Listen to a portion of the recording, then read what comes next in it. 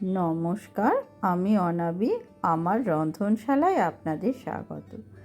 আজকে আমি দেখাবো মৌরলা মাছের টক।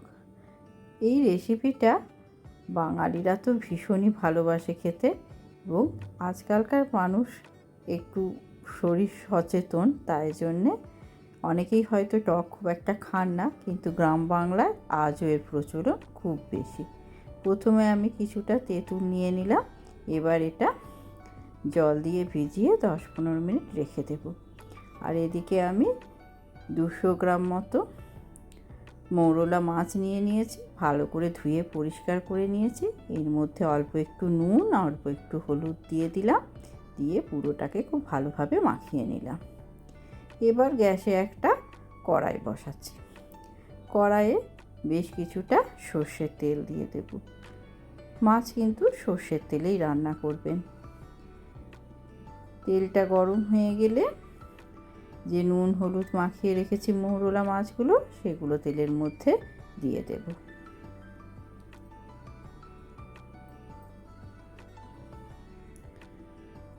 এবার খুব ভালো করে এপিট ওপিট করে ভেজে নেব।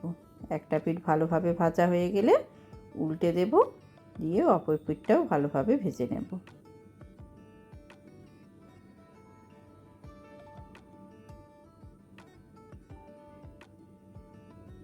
এই মৌরলা মাছের টক কিন্তু অনেক রকমভাবেই হয়। টমেটো দিয়ে হয়, কাঁচা আম দিয়েও হয়। আজ আমি আপনাদের তেঁতুল দিয়েই দেখাচ্ছি।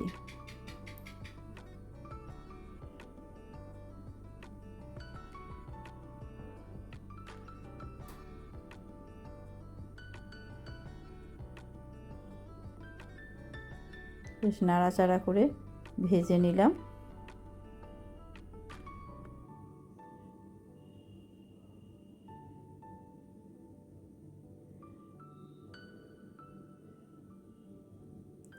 এবার এগুলো আমি তুলে নেব। মাছগুলো ভাজা হয়ে গেছে, তুলে নিচ্ছি। তেলটা অনেকটাই বেশি আছে, এটা কিন্তু আমি একটুখানি কমিয়ে নেব তেলটা, এতটা তেল আমার লাগবে না। অন্যদিকে যে তেঁতুলটা ভিজিয়ে রেখেছিলাম, ওটা ভালো করে চটকে এর কাতটা বার করে নিচ্ছি, আর চিপে চিপে তেঁতুলের শিটে বীজ যেগুলো থাকে সেগুলো বাদ দিয়ে দিচ্ছি। প্রয়োজন পড়লে একটুখানি ছেঁকেও নিতে পারেন।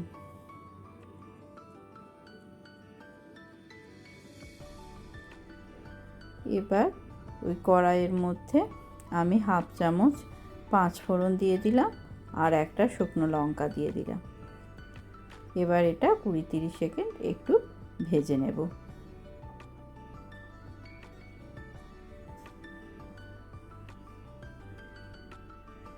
এবার এর মধ্যে তেঁতুলের কাতটা দিয়ে দিচ্ছি।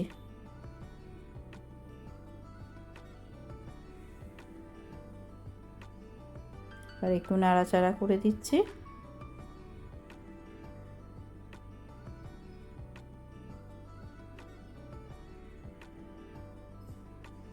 অল্প একটুখানি জল দিয়ে দিলাম।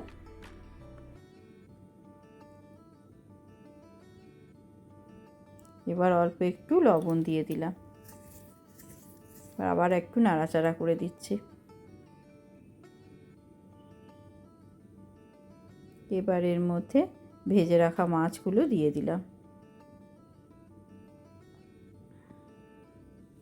পুরোটা ভালোভাবে মিশিয়ে নিচ্ছি।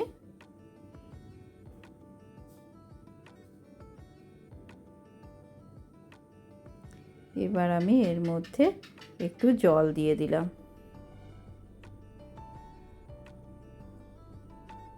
এবার একটু ঢাকা দিয়ে 2-1 মিনিট একটুখানি ফুটতে দেব। একটু ফুটে গেলে আমি এর মধ্যে কিছুটা আখের গুড় নিয়ে নিয়েছি, সেটা দেব। এই 1.5 চামচ মতো আখের গুড় আমি দিচ্ছি। তেঁতুলের টকে গুড় দিলে টেস্টটা কিন্তু খুব সুন্দর হয়। আপনারা চিনিও দিতে পারেন, অসুবিধা নেই, তবে গুড়টাতে টেস্টটা একটু ভালো লাগে খেতে, তাই আমি গুড় দিলাম। চিনি দিলে আপনারা আপনার যতটা পরিমাণ আপনারা মিষ্টিটা খাবেন সেই পরিমাণ মতো চিনি দিয়ে দেবেন। একটু ভালো করে নাড়াচাড়া করে দিচ্ছি। গুড়টা ভালোভাবে গলে যাবে। তারপর এটা একটুখানি ফুটিয়ে নেব।